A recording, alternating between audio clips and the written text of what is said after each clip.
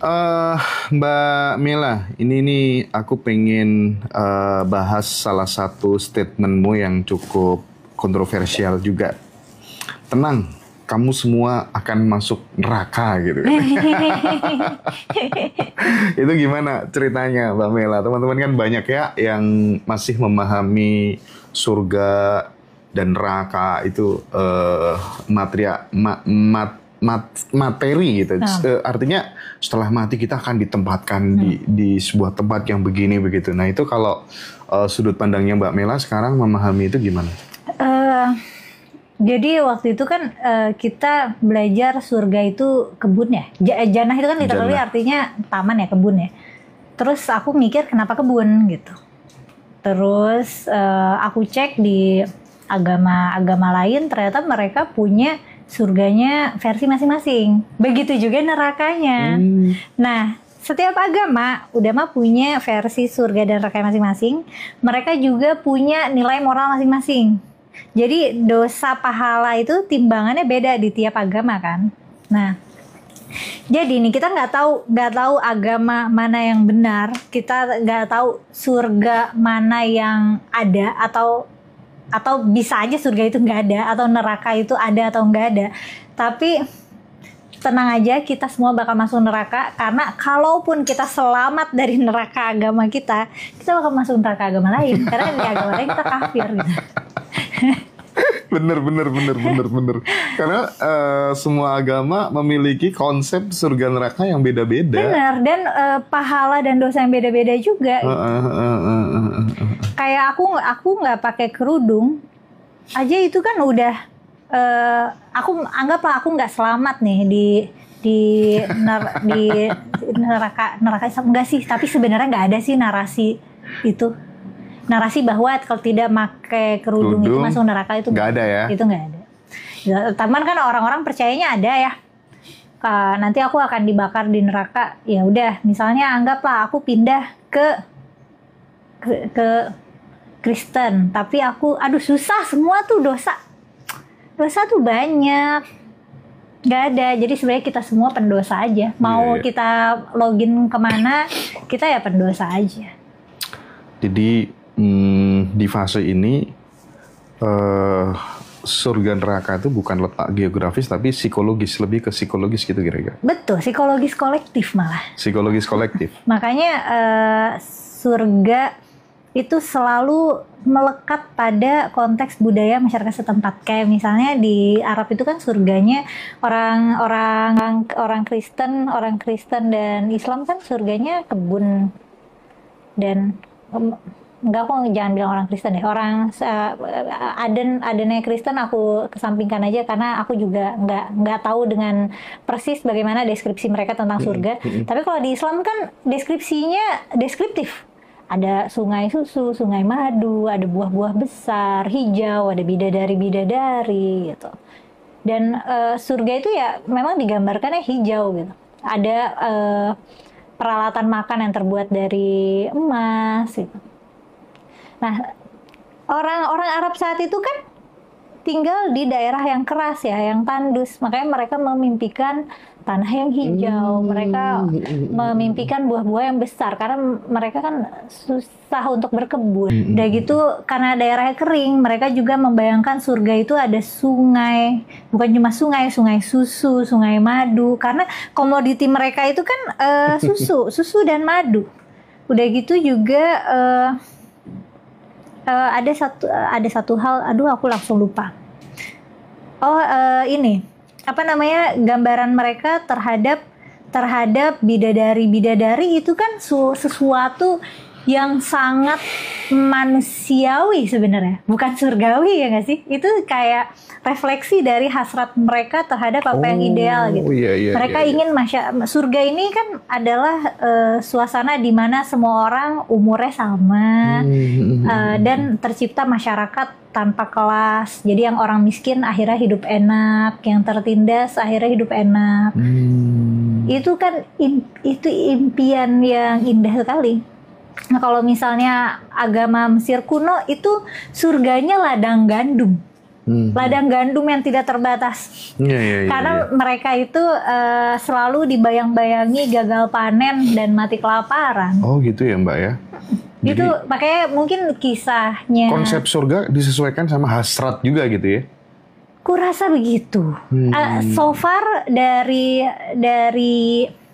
yang aku cari-cari, yang aku kulik-kulik dan aku pernah kontenin gitu, mau masuk surga yang mana gitu. Kalau nggak salah judul kontennya itu selalu ada korelasi antara kondisi geografis dan konsepsi akan akhirat. Orang Viking dulu, mereka tuh surganya. Oh, bentar, ini orang Viking, kayaknya orang Viking, tapi mungkin aku lupa orang Eropa sana. Mereka tuh surganya medan perang, karena mereka merasa kalau pergi berperang itu kan honorable gitu, kayak terhormat. Dan mereka pengen sampai mereka mati tuh mereka masih terhormat, masih di medan perang. Jadi surganya adalah medan perang tanpa batas. Andai kata itu surga seperti yang dibayangkan yang bidadari itu kayak Hotman Paris, Ariel tuh udah nggak kaget gitu ya kira-kira ya. Mereka udah di surga. Iya. Ini menarik sekali perspektif yang disampaikan oleh Mbak Mela. Tapi juga teman-teman jangan langsung asal percaya ya, dinalar lah ya. Yang disampaikan Mbak Mela itu gimana kira-kira gitu. Pokoknya intinya jangan asal kita ada orang ngomong kita percaya gitu. Itu yang nggak kita cross check aja sendiri gitu. Kenapa kan memang nih ini biasanya sering jadi bantahan ya. Kalau misalnya Tuhan satu, kenapa agama banyak? Dan itu udah dijawab di surat Al-Maidah gitu, karena memang Tuhan menghendaki umat itu beragam supaya saling mengenal gitu. Tapi ada beberapa, maksudnya itu kan counterproductive sebenarnya. Dan ternyata kita menemukan pola yang lebih bisa diandalkan gitu. Tapi Mbak Mela, apa sih tipsnya Mbak Mela ketika kemudian kita bahas sesuatu, terus netizen bilang sesat, misionaris, mesti ya pokoknya yang jelek-jelek kayak gitu. Kita tuh kayak dihakimi, kayak mereka tuh jadi Tuhan langsung gitu loh. Jadi semudah itu gitu loh, nakar orang, justifikasi orang, oh ini musyrik, oh ini murtad, gitu ya. Itu gimana? Ini darahnya halal. Nah, halal darahnya untuk dibunuh gitu kan ya. Dan yang menarik juga halal untuk diperkosa. Jadi kayak seolah kalaupun misalnya aku murtad, misalnya aku bukan muslim, apakah orang muslim berhak memerkosa aku gitu? Apakah mereka tidak memahami konsep hak orang lain gitu? Cuman aku nggak tahu. Aku harap itu bukan orang beneran ya. Aku harap masyarakat kita tidak sesuram itu. Aku sih harapannya orang-orang yang komentar-komentar kayak gitu tuh, aku harap hanya sebagian kecil tapi suaranya ramai gitu. Mungkin akunnya banyak atau gimana? Iya juga kayaknya. Iya. Bisa jadi yang setuju atau yang mau mikirin dulu gitu. Itu ada, cuman mereka quiet.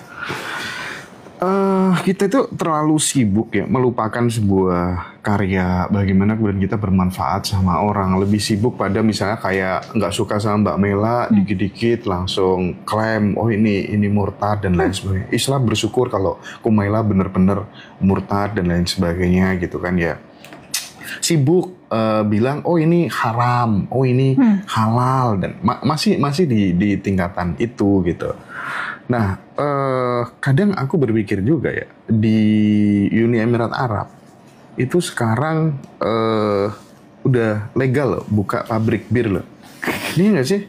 Iya. Nah, terus kemudian soal jilbab juga gitu, lebih moderat dan lain sebagainya gitu.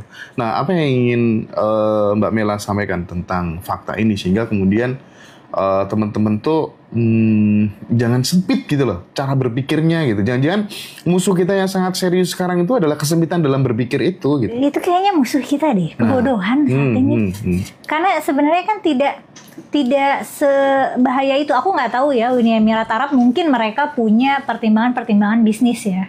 Dan karena mereka adalah negara yang banyak sekali ekspat, mungkin juga mereka ingin lebih mengurangi restriksi terhadap hal-hal yang sebenarnya nggak substansial. Kayak misalnya pakai kerudung atau enggak itu kan sebenarnya bukan hal yang substansial ya, hal yang tidak menyakiti apapun sebenarnya kan.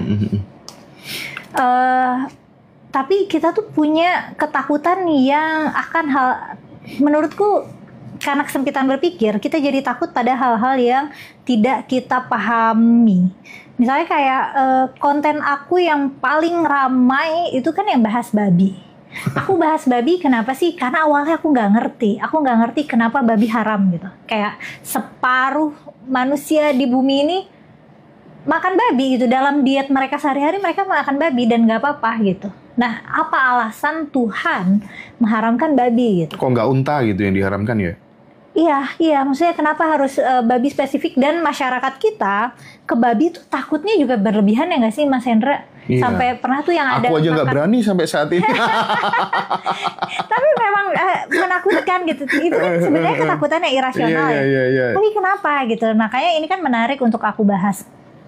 Waktu pas ada orang makan kerupuk babi dicelupin ke kuah bakso Afung, terus pihak bakso Afungnya ngancurin peralatan makan di situ coba demi meyakinkan customer kalau mereka bukan hanya nyuci dengan bersih ya, mereka buang itu peralatan makan secabang itu.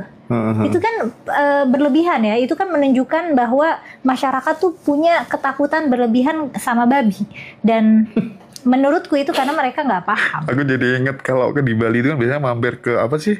Candelicious atau apa sih? Yang permen-permen buah-buahnya kayak gitu tuh. Candelicious. Itu ketika kemudian masnya yang dikasih, ini anu loh ya, mengandung minyak babi. Oh nggak jadi mas, takut gitu. Iya benar.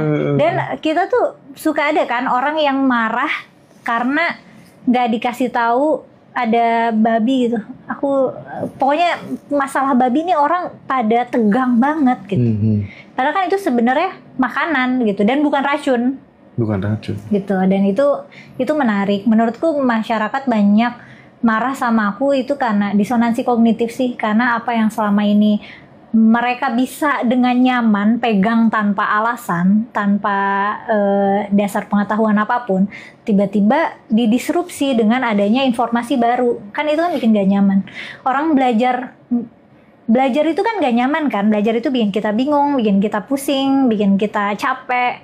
Sedangkan kalau beribadah itu kan enak, bikin perasaan kita nyaman gitu. Kalau dikasih tausiah kan pengennya sebutannya pas siraman rohani gitu, adem. Sedangkan kalau misalnya kita tujuannya adalah untuk belajar ya kita pusing gitu, kalau kita panas gitu. Nah itu kayaknya pendekatan yang agak bingung nih. Mereka dengerin siraman rohani harusnya adem, ya apapun yang disiramin pokoknya meresap ya. Karena nggak perlu mereka pertanyakan gitu. Nah sedangkan aku nggak bisa nggak dengerin ceramah, tahu Mas Hendra ngerasain juga nggak sih susah dengerin ceramah, kayak rasanya ini penuh dengan omong kosong tidak berdasar. Lihat-lihat sih kalau aku. Nah banyak. Misalnya kayak ceramahnya Bante Vanavaro itu kan enak didengerin gitu ya. Apa Bante Vanavaro? Bante Vanavaro. Oh Bante Vanavaro. Waduh, tuh Mas Hendra tuh dengerinnya Bante bang. Kalau aku sih semua aku dengerin ya. Nah iya kan, aku juga semua aku dengerin. Gitu. Selama bisa punya manfaat buat aku dengerin. Nah kualitas penceramah di masjid-masjid yang aku kunjungi itu kualitasnya jelek-jelek nggak sih, secara kadang-kadang malah kualitasnya tuh kayak merendahkan intelektual gitu. Ada apa ini haram, apa ini bid'ah, sesat gitu, tanpa dikasih bridging alasannya gitu.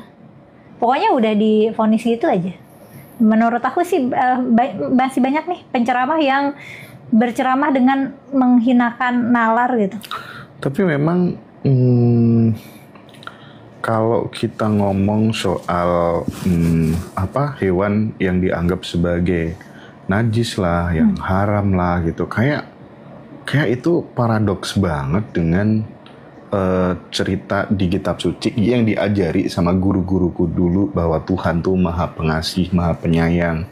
Kalau dulu kan kita masih ngaji masih kecil tuh kan menganggap Tuhan tuh sebagai sosok gitu yang kemudian bisa ngeremot kita semaunya gitu ya.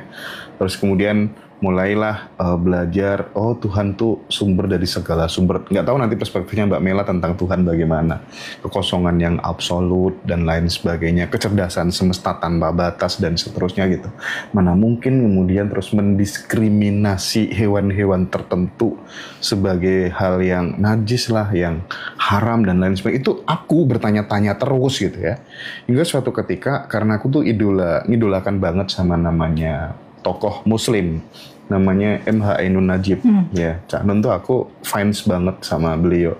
Bahkan mimpi-mimpiku pun sering dihiasi Cak Nun ngasih nasihat gitu ya. Ditulislah di telapak tanganku gitu. Mudah-mudahan beliau segera pulih, segera sehat kembali. Suatu ketika Cak Nun bilang bahwa orang yang benar-benar aku anggap sebagai guru itu adalah Umbulandu Paranggi. Siapa itu? Udah meninggal ya.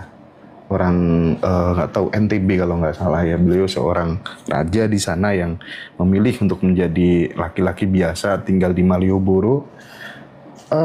Dan Cak Nun bilang, dan aku nggak tahu agamanya dia sampai sekarang tuh apa juga nggak jelas gitu, dan nggak penting. Dan kalau kemana-mana suka minum bir bintang gitu. Nah mulailah. Kenapa Cak Nun sangat menghormati? Nah itulah kemudian aku mulai tertrigger untuk kemudian mulai oke, aku akan cari tahu di situ. Aku justru dari situ awalnya untuk kemudian tidak gampang untuk ngejas orang kamu kafir, kamu syirik, halal, haram gitu dari beliau, Mbak Mela.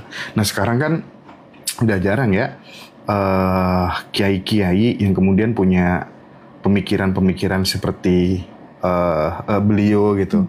Bahkan sedikit-sedikit kalau ada yang bilang begitu, oh itu liberal.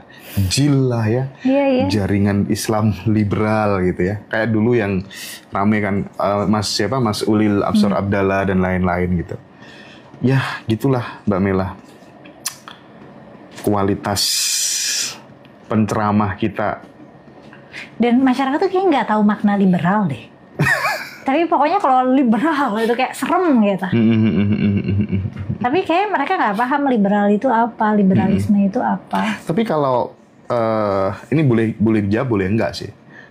Perspektifnya Mbak Kumaila tentang Tuhan itu sendiri sampai sejauh ini tuh gimana sih, Mbak? Aku sulit mencocokkan konsep Tuhan. Jadi gini, seluruh manusia punya Tuhan beragam nih. Mereka punya Tuhan masing-masing. Dan bahkan sesama agama yang sama itu bisa meyakini konsep Tuhan yang berbeda gitu. Nah, misalnya aku dan Mas Hendra sama-sama Muslim, konsepsi Mas Hendra akan Tuhan itu beda sama konsepsi aku akan Tuhan. Dan mungkin setiap orang akan punya konflik kayak Mas Hendra, kok ini ada diskriminasi ke hewan sih gitu. Kok Tuhan yang Maha Kasih mendiskriminasi hewan. Ada apa jadi tiba-tiba ada konten, wah ini Kumaila menolak diskriminasi babi gitu. Aktivis babi gitu, itu lucu banget. Oke.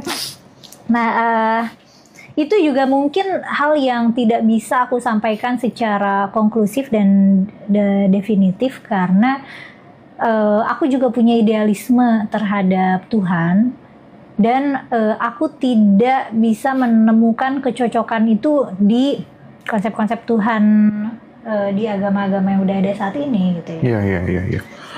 Karena misalnya kan kalau kita baca Al-Quran, Tuhan kan bukan cuma Maha Pengasih dan Maha Penyayang, tapi Tuhan juga Maha Membalas, Maha Memberi azab, memberi hukuman. Hal-hal kayak gitu kan adalah bagian dari kekuasaan dan keperkasaan Tuhan gitu ya. Yeah.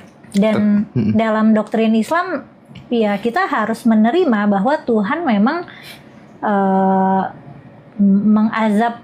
Kalau dalam cerita-cerita Nabi kan ceritanya selalu gitu. Nabi dijadikan utusan Tuhan, menyampaikan ajaran Tuhan.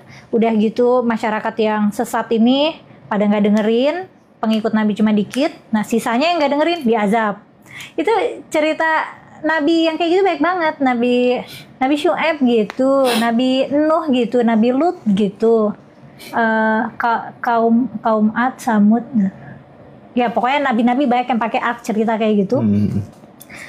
Itu kan buatku membuat aku gamang juga gitu. Apakah ini Tuhan gitu? Maksudnya ini Tuhan yang aku idealisasikan di kepalaku. Gitu. Ya aku inginnya Tuhan yang kayak dideskripsikan oleh misalnya para kaum sufi kan mendeskripsikan Tuhan sebagai kekasih gitu. Atau kayak aktivis HAM ya, atau yang nuansanya tuh kayak Gus Dur, kayak Cak Nun gitu. Itu kan menarasikan Tuhan tuh sepertinya sangat apa ya, sangat humanis gitu. Penuh welas asih. Sangat penuh welas asih gitu. Tapi kan sebenarnya Tuhannya orang Islam itu mengazab yang tidak menyembahnya gitu.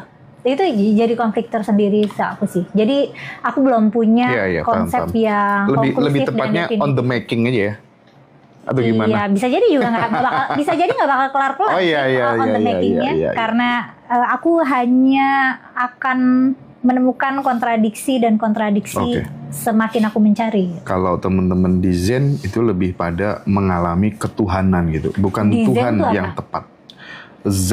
Zen itu browsing aja deh nanti ya. Kebanyakan dengerin Bante ya. Zen itu, jadi teman-teman yang belajar Zen itu dia mencoba untuk kemudian membedakan mana diri kita yang palsu, kita yang selama ini kita anggap diri kita yang sebenarnya itu adalah nama, pikiran, ego dan lain sebagainya gitu. Tapi di Zen kita menjadi pengamat yang benar-benar sejati gitu. Kalau dalam terminologi Jawa itu aku sing tukang nyawang gitu. Jadi ada ego, ada pikiran, rame itu diamati gitu. Arahnya ke sana sih, Mbak Mela, arahnya ke sana. Tapi yang jelas bagaimanapun juga konsep tentang Tuhan tuh nggak bisa disalahkan, nyamanmu gimana gitu aja kira-kira ya, supaya kemudian kita nggak senantiasa bertengkar terus tentang masalah Tuhan gitu. Tapi ngomong-ngomong, bisa nggak sih orang beragama tanpa bertuhan itu menurut Mbak Mela? Bisa, orang Buddha kan begitu. Nah, orang Buddha itu gimana? Jadi agama buat ini lagi-lagi dengan keterbatasan wawasanku, tapi orang Buddha itu kan ajaran-ajaran agamanya adalah filosofi kehidupan, nilai-nilai kehidupan gitu. Bukan akidah gitu. Bahkan Weda itu sebenarnya adalah bukan kitab suci, katanya itu adalah sumber ilmu pengetahuan gitu kan. Dalam Vedanta kan ada kayak gitu juga gitu ya. Jadi kitab sucinya orang Buddha tuh bukan berisi wahyu ilahi kayak kitab Al-Quran gitu. Kalau kitab Al-Quran ceritanya kalam ilahi, wahyu Tuhan gitu. Dan isinya benar secara absolut. Sedangkan kalau di Buddha kan lebih luas ya nggak sih ajarannya, mereka tuh nggak strict ya, kecuali untuk yang emang jalurnya mau yang serius bertapa itu loh. Kecuali buat mereka yang serius gitu. Aku tertariknya kalau ajaran teman-teman di Buddha itu kan senantiasa mengencourage kita untuk berbuat baik. Dan ini sih yang aku suka itu loh, konsep kesadaran itu. Konsep itu aku suka. Dan aku tadi paham maksud Mas Hendra ketika kita memisahkan diri dari pikiran-pikiran kita. Aku merasa ketika aku ngonten tuh aku memisahkan aku dan memisahkan kontenku gitu. Aku memisahkan identitasku dan ide aku. Gitu. Jadi ketika ide aku diserang oleh masyarakat ya nggak apa-apa karena itu ide aku. Tapi ketika aku menyampaikan ide kemudian mereka menyerang identitasku, ya ideku aman gitu. Ya, ngapain identitas aku diserang, itu kan tidak berbahaya gitu. Gak usah rame-rame teman-teman, tenang, nanti di akhir sesi aku sahadatkan lagi Mbak Kumaila ya, biar teman-teman ayem gitu ya, tenang, nanti kita Islamkan lagi Mbak Kumaila, oke? Terima kasih banyak Mas. Ya. Mbak Mila, aku tuh banyak teman-teman yang mulai resah. Ini bebas-bebas aja sih sebenarnya, kita free thinker gitu.